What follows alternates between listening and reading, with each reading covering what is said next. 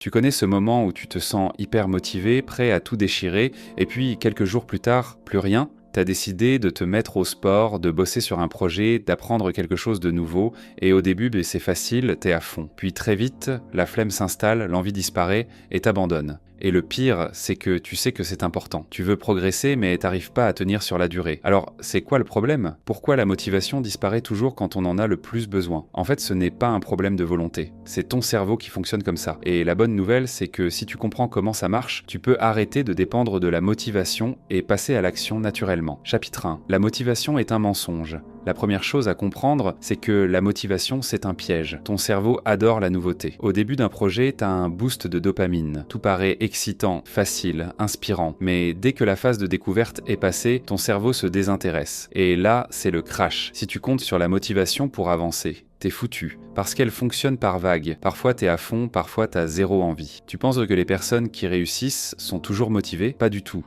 Elles savent de juste comment avancer sans en avoir besoin. Et pour ça, il faut un système. Un truc qui fait que même quand t'as pas envie, tu avances quand même. Chapitre 2. Transformer l'action en habitude. Le vrai secret des gens qui avancent, ce n'est pas qu'ils sont plus motivés que toi, c'est qu'ils ont des habitudes. Un truc que tu fais tous les jours sans réfléchir, ça devient aussi automatique que se brosser les dents. Et la clé, c'est de rendre ton action aussi automatique que possible. Par exemple, au lieu de compter sur la motivation pour aller à la salle, tu peux fixer un moment précis chaque jour, l'associer à une autre habitude. Rendre le premier pas tellement simple que ton cerveau ne peut pas dire non. Une fois que c'est une habitude, t'as même plus besoin de motivation. Tu le fais parce que c'est naturel. Chapitre 3. Supprimer les obstacles invisibles. Parfois, le problème, ce n'est même pas un manque de motivation. C'est que ton environnement te sabote. Si ton téléphone est juste à côté, si ton bureau est en bordel, si t'as aucun plan clair, c'est normal que t'aies du mal à avancer. Si chaque fois que tu veux bosser, t'as une tentation plus facile à portée de main, ton cerveau va toujours choisir l'option la plus simple.